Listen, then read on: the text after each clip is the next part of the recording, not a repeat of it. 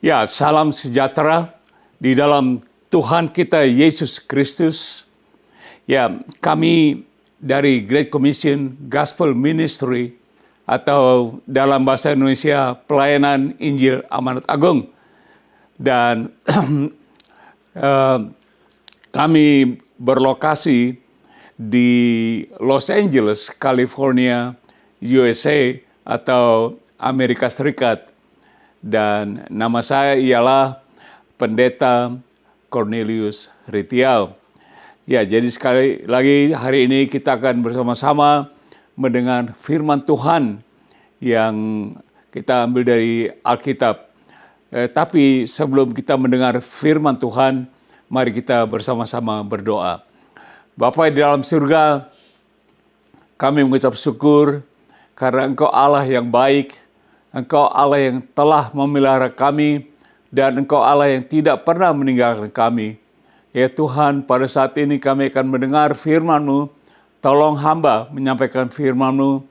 Biarlah hamba dipenuhi oleh Roh Kudus, supaya setiap kata-kata yang hamba ucapkan dipimpin olehnya untuk kemuliaan-Mu.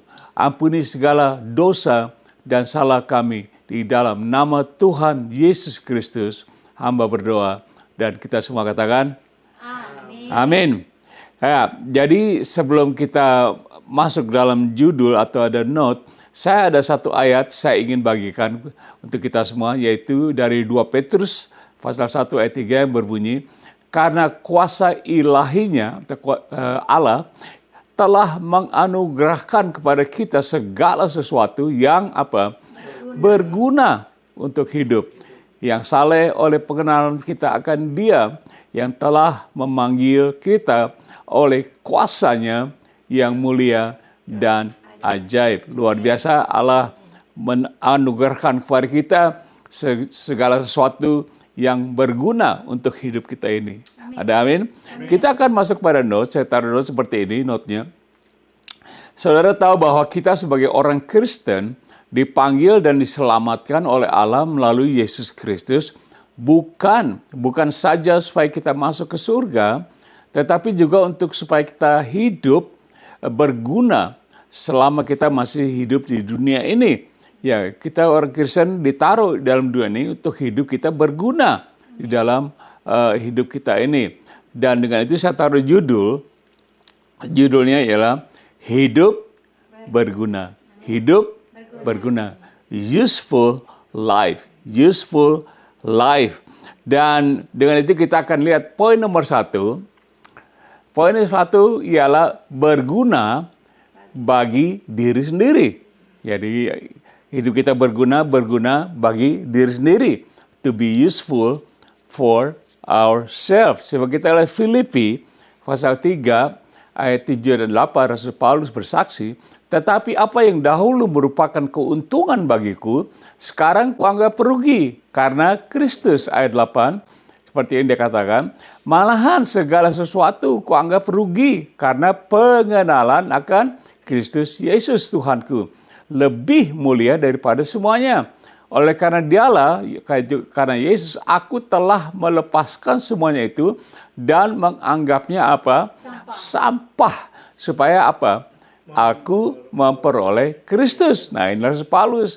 Dia meninggalkan segalanya supaya dia memperoleh Kristus. Coba Galatia 2 ayat 20 mengatakan, Paulus berkata, namun aku hidup, tetapi bukan aku lagi sendiri yang hidup, melainkan Kristus yang hidup di dalam aku.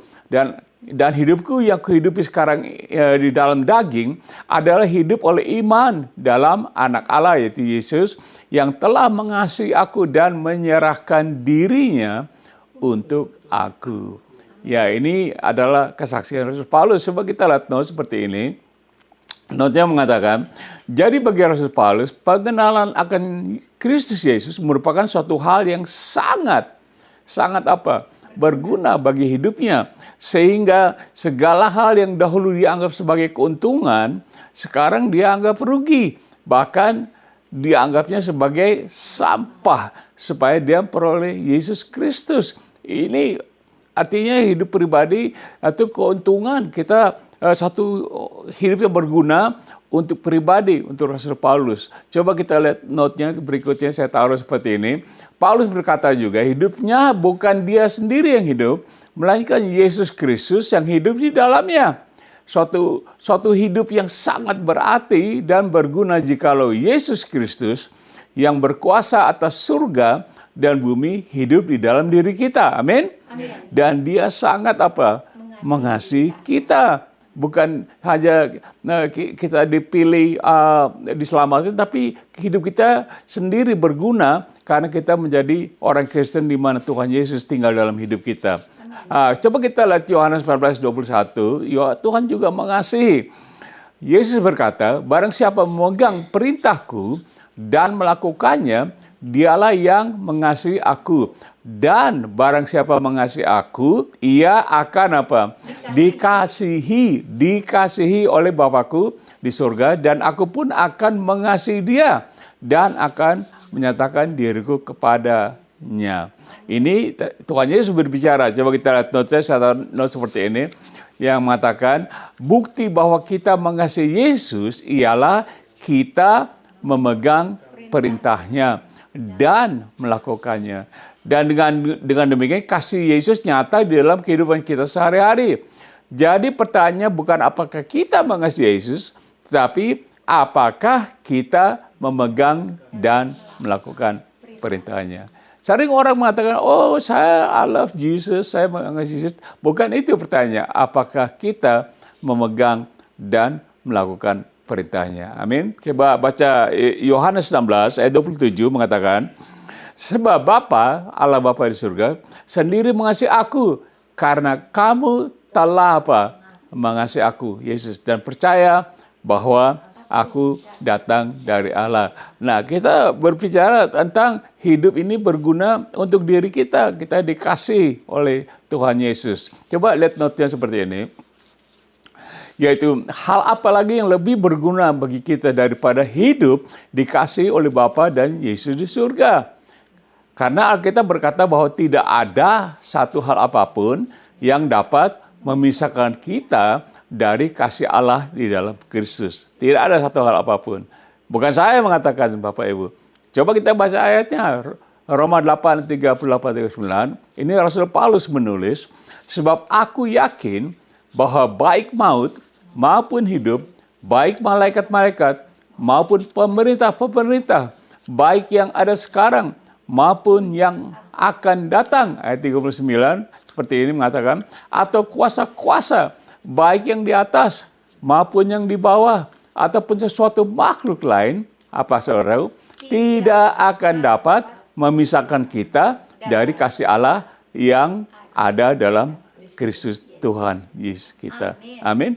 Jadi ini sangat kita berguna, hal ini menjadi orang Kristen berguna untuk diri kita. Karena kita dikasih dan tidak ada satupun hal apapun yang dapat memisahkan kita dari kasih Allah. Coba Roma 8:35 juga mengatakan seperti ini. Siapakah yang akan memisahkan kita dari Kristus? Penindasan, atau kesesakan, atau penganiayaan, atau kelaparan, atau ketelanjangan, atau bahaya, atau pedang? Ya saudaraku, tidak ada yang memisahkan kita dari kasih Kristus. Jadi kita ini sungguh beruntung dan hidup kita berguna karena kita dikasih Allah. Coba notnya saya taruh seperti ini. Inilah keunikan dari kekristenan, yaitu kita menyembah Allah yang sangat dekat dengan kita. Ya tidak? Dia mengasihi kita sangat dekat. Allah yang kita kenal di dalam Yesus Kristus. Dan Allah yang sangat mengasihi kita. Sedangkan orang-orang non-Kristen merasa Allah mereka sangat jauh dari mereka. Benar? Orang-orang agama lain, merasa, Allahnya di mana jauh gitu. Tapi ya kita orang Kristen, menurut Alkitab, Allah kita dekat, Dia mengasihi kita. Coba baca 1 Yohanes 4:18 mengatakan seperti ini. Kita mengasihi Allah karena apa? Allah lebih dahulu mengasihi kita. Jadi bukan karena, saya mengasihi Allah luar biasa. Enggak, karena Allah lebih dahulu mengasihi kita. Kita mengatakan amin. Coba baca notnya seperti ini. Alkitab berkata Allah mengasihi kita ketika kita masih berdosa. Dan Allah mengutus Yesus ke dunia ini untuk mati di kayu salib, menanggung segala apa? Dosa-dosa dunia termasuk dosa saudara dan saya. Luar biasa tidak? Ini Allah begitu mengasihi kita dan hidup kita ini sebenarnya berguna untuk diri kita sendiri menjadi orang Kristen. Coba notnya selanjutnya saya taruh seperti ini.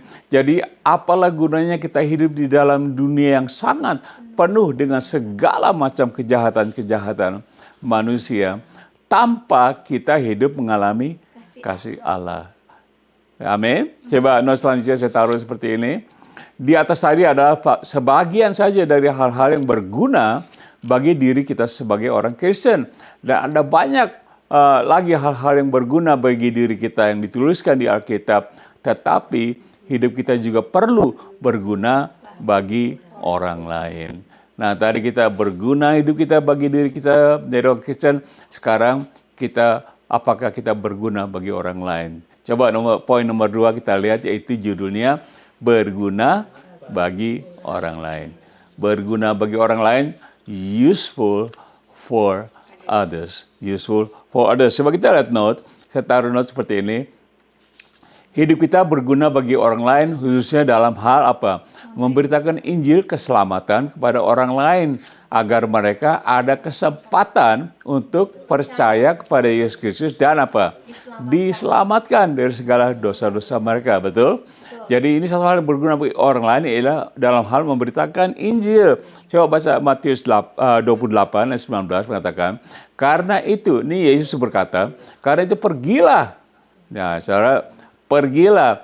Tapi bukan perginya, saudara. Pergilah apa? Jadikanlah semua bangsa muridku dan baptislah mereka dalam nama Bapa dan Anak, yaitu Yesus dan Roh Kudus. Jadi kita diperintahkan, ini perintah supaya kita pergi. Ini kita berguna bagi orang lain ya. Markus 16 ayat 15 mengatakan seperti ini. Lalu Yesus berkata kepada mereka murid-muridnya, pergilah, kata pergilah lagi ke seluruh dunia, beritakanlah Injil kepada segala makhluk. Segala makhluk artinya siapa saja, saudara. Mau dia orang Kristen, mau dia bukan orang Kristen, mau dia agama pun, kita memberitakan Injil kepada segala makhluk. Ada amin? Ya, coba kita baca Roma 14 tentang memberitakan Injil. Tetapi bagaimana mereka, orang lain, dapat berseru kepadanya, Yesus, jika mereka tidak percaya kepada dia, pada Yesus. 14b-nya saya taruh seperti ini, yang berbunyi, bagaimana mereka dapat percaya kepada dia jika mereka tidak mendengar tentang dia? Bagaimana mereka mendengar tentang dia jika tidak ada yang memberitakan? Saudara memberitakan? Saya juga mau memberitakan untuk hidup kita ini berguna bagi mereka orang lain. Coba baca notnya. Mengatakan, jadi sangat penting sekali sebagai apa? Orang Kristen. Biarlah hidup kita berguna bagi orang lain dengan jalan apa? Memberitakan Injil keselamatan kepada segala makhluk agar mereka juga mendapat kesempatan untuk apa? Diselamatkan dari segala dosa-dosa mereka. Ada amin? Jadi hidup kita ini harus berguna bagi orang lain juga. Coba baca Kisah Rasul, para Rasul ayat 13-17. Firman Tuhan mengatakan, sebab inilah yang apa? Diperintahkan kepada kami, aku itu Allah telah menentukan engkau menjadi apa? Terang bagi bangsa-bangsa yang tidak mengenal Allah, supaya engkau membawa apa? Membawa keselamatan sampai ke ujung bumi. Amin.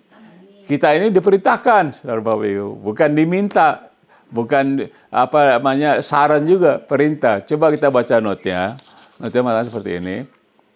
Karena itu, janganlah kita menjadi Kristen yang hanya berguna bagi diri kita sendiri. Tetapi marilah kita menjadi Kristen yang berguna bagi orang lain dan juga berguna bagi Allah. Jadi pertama kita belajar berguna bagi diri sendiri, berguna bagi orang lain. Juga kita harus berguna bagi Allah. Coba poin nomor 3 kita dengan cepat melihat berguna bagi Allah. Ya toh? Tadi kita sudah baca berguna bagi orang lain, sekarang berguna bagi Allah. To be useful to God. Useful to God. Coba kita lihat note-nya berkata seperti saya taruh, hidup berguna bagi Allah adalah satu hal yang sangat penting bagi semua orang Kristen. Berapa banyak? Semua orang Kristen. Hidup kita harus berguna bagi Allah. Maksudnya jangan kita hanya meminta dari Allah saja. Ya sering kita minta-minta dari Allah ya. Tetapi kita melakukan juga hal-hal yang berguna bagi kemuliaannya. Betul?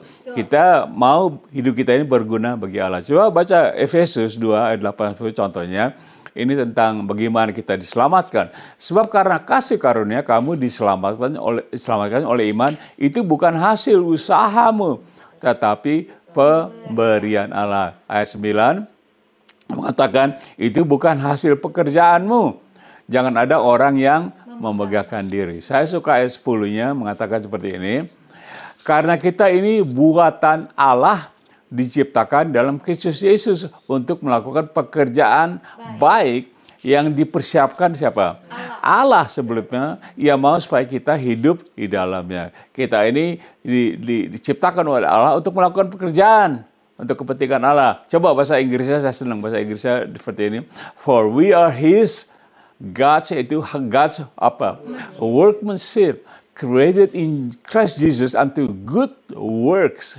Katakan good works which God prepare before for us to do. Nah, ini kita judul tadi dikatakan kita berguna bagi Allah hidup kita. Coba kita lihat note selanjutnya mengatakan, note-nya saya tahu seperti ini. Jadi karena kasih karunia, for by grace, kita diselamatkan agar kita hidup berguna bagi Allah, di mana kita menjadi apa? Kawan sekerjanya. Ya tidak, kita menjadi kawan sekerja Allah. Bahasa Inggris katakan His workmanship, untuk melakukan pekerjaan-pekerjaan bagi kerjanya dan demi apa?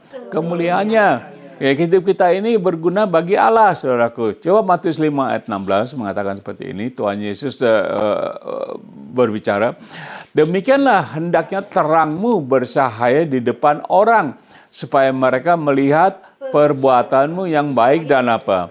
Dan memuliakan siapa? Allah atau Bapamu yang di sorga.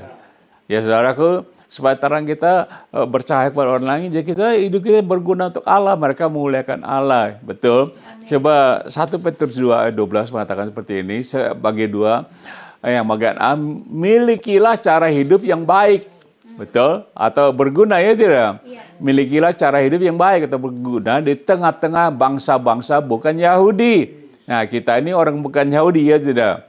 Supaya apabila mereka memfitnah kamu sebagai orang durjana, 12b-nya next berikutnya mengatakan, mereka dapat melihatnya dari apa? Perbuatan-perbuatanmu yang baik dan apa? Memuliakan Allah pada hari Ia melaut mereka. Jadi kita untuk bukan memuliakan Allah, kita ya hidup kita harus berguna bagi Allah. Coba Yohanes 15:8, next kita baca seperti ini. Yesus berkata, dalam hal inilah Bapakku dipermuliakan, yaitu jika kamu apa? Berbuah banyak, artinya dalam pekerjaan pelayanan kita sehari-hari, supaya kita berbuah, to be fruitful ya.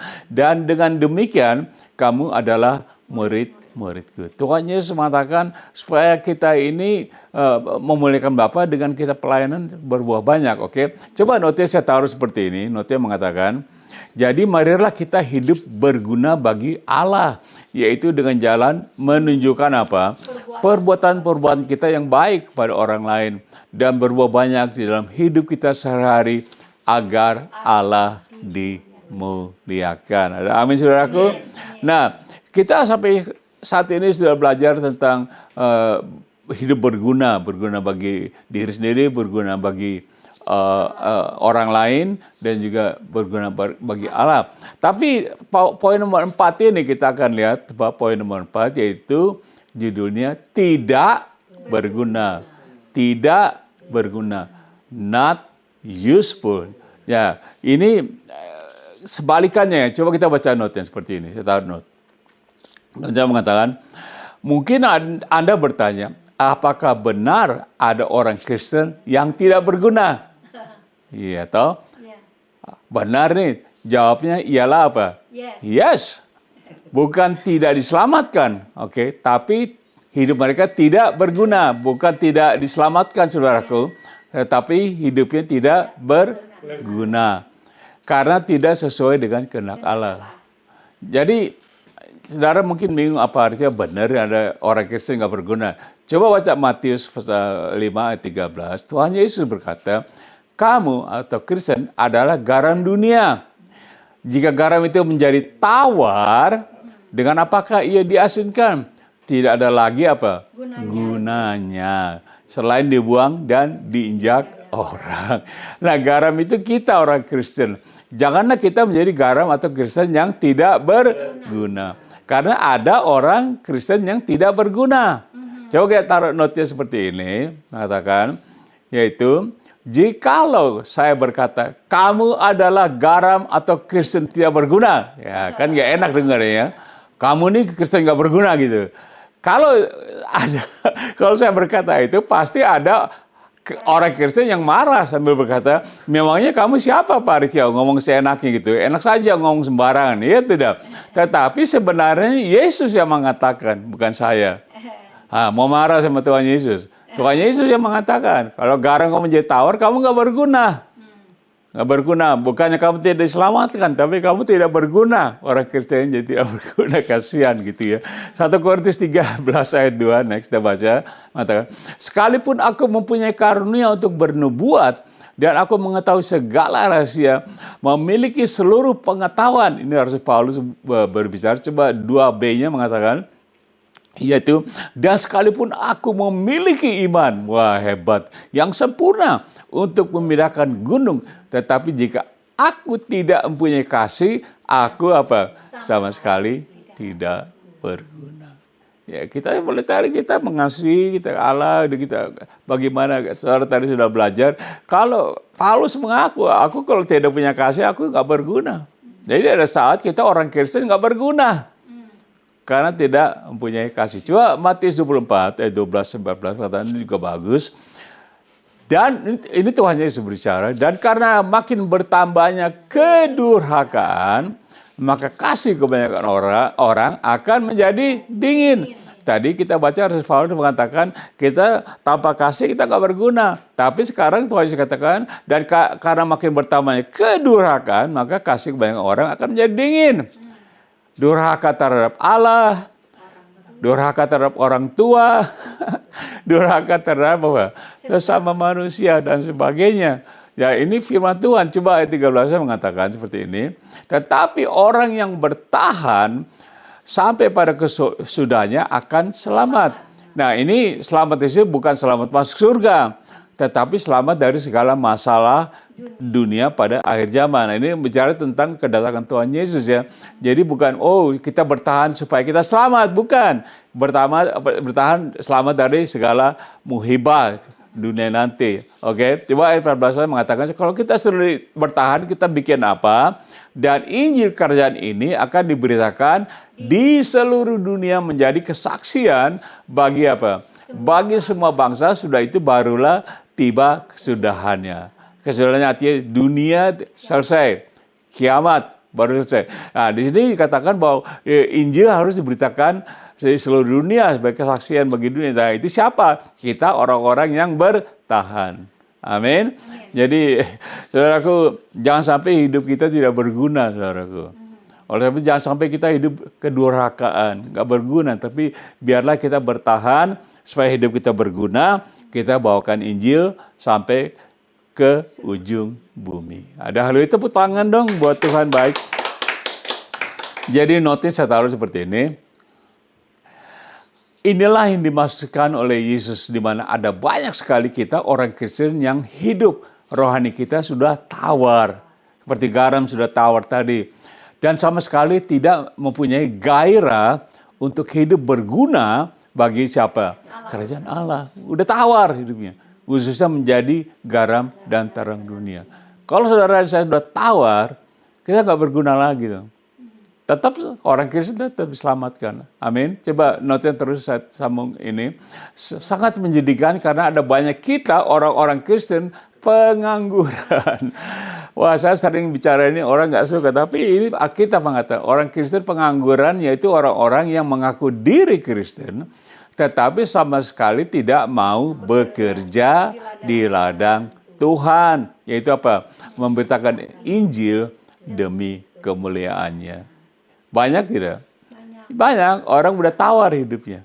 Aduh, jadi orang Kristen udah tawar hidupnya bagaimana ya? Kristen sih Kristen masuk surga sih masuk surga karena saudara menerima Tuhan Yesus diselamatkan, tapi masuk surga satu hal, tapi menjadi hidup yang berguna bagi Allah lain hal gitu.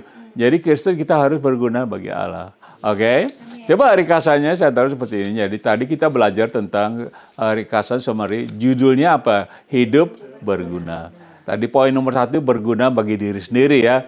Jadi seperti Rasul Paulus, dia buang sampah semua dan sebagainya. Nomor 2, berguna bagi orang lain. Yaitu kita punya hidup, kita memberitakan Injil supaya orang lain diselamatkan. Jadi penting, berguna. Kita harus memberitakan karena bagaimana mereka mengenal Tuhan Yesus kalau tidak ada yang memberitakan. Nomor 3, berguna bagi Allah. Yaitu kita melayani Allah sehingga Allah dimuliakan. Yang nomor 4 tadi kita belajar, ada juga yang tidak berguna. Hidup kita tidak berguna, itu kita menjadi garam yang sudah tawar. Hidup yang sudah, udah nggak ada gairah lagi untuk mau melayani Tuhan. Jadinya hidup kita tidak berguna. Coba aplikasinya, saya taruh aplikasi seperti ini. 1, sebagai orang Kristen, ini adalah pilihan kita sendiri, yaitu apakah kita ingin hidup berguna atau tidak berguna. Itu pilihan kita. Oh, saya menjadi orang Kristen yang berguna, Pak. Ya, silakan. Tapi ada hidup saya nggak berguna nih lagi itu. Tapi saudara bisa berubah hidup menjadi orang yang berguna. Amin. Poin nomor 2 saya taruh aplikasinya. Dan jangan sampai kita menjadi orang Kristen yang tidak berguna. Baik bagi diri kita sendiri, bagi orang lain, dan yang paling penting ialah bagi Allah. Jangan sampai kita nggak berguna. Kita hidup kita, saya miserable banget di hidup kita orang Kristen. Nggak berguna diri kita rasanya bagaimana. Apalagi buat orang lain kita nggak berguna. Dan juga bagi Allah kita harus hidup berguna. Ada amin saudaraku? Amin. Jadi sebagai kata penutup, saya taruh seperti ini. Hidup berguna adalah hidup yang sangat berharga. Betul? Bagi diri kita sendiri dan bagi Allah. Amin. Jadi terserah Anda punya hidup berguna bagi diri atau bagi Allah. Amin. Mau tepuk tangan buat Tuhan, terima kasih. Dan ya, saya akan berdoa dengan kalian. Kalian mungkin berpikir, Pak Haritio, firman Tuhan hari ini make sense, benar juga. Saya kayaknya sudah tawar hidup saya. Saya rasa hidup saya apa gitu, berguna. Dan saya mau berguna bagi diri dan orang lain dan bagi Allah. Saudara mau berdoa dengan saya akan bantu. Mari kita berdoa. Saudara ulangi doa saya. Bapa di surga, saya mengaku seringkali saya merasa hidup saya tidak berguna lagi. Tapi saya ada kerinduan untuk melayani, untuk kemuliaan-Mu ya Tuhan. Tolong saya, ampuni segala dosa dan salah saya. Saya juga mau yakinkan hidup saya, supaya saya diselamatkan masuk surga. Oleh sebab itu, saya mau membuka hati saya, menerima Engkau Tuhan Yesus sebagai Tuhan dan Juru Selamat saya. Ampuni saya dari segala dosa saya. Di dalam nama-Mu, saya telah berdoa. Haleluya. Amin. Saya tahu saudara jujur berdoa seperti itu, saudara sudah masuk ke surga nanti, tapi sebelum itu kita masih hidup. Mari hidup kita di dunia ini menjadi hidup berguna. Dan saya akan mengucapkan doa berkat. Mari kita semua angkat tangan kita. Dan saya akan berdoa seperti ini. Kiranya kasih Allah, kasih yang tidak pernah berubah, kasih yang kekal selamanya. Dan semua anugerah melalui Tuhan Yesus, Tuhan dan Juru Selamat, dan kekasih jiwa kita, dan persekutuan, dan bahkan kekuatan kuasa di dalam Roh Kudus menyertai kita dari saat ini sampai selama-lamanya. Di dalam nama Tuhan Yesus Kristus. Dan kita semua katakan, amin. Terima kasih saudaraku. Ya, dengan demikian kita selesai hari ini. Dan saya harap kita akan bertemu kembali dalam kesempatan yang lain. Kita akan mendengar firman Tuhan lagi. Terima kasih. Bye-bye. God bless you. Sampai kita ketemu lagi. Amin.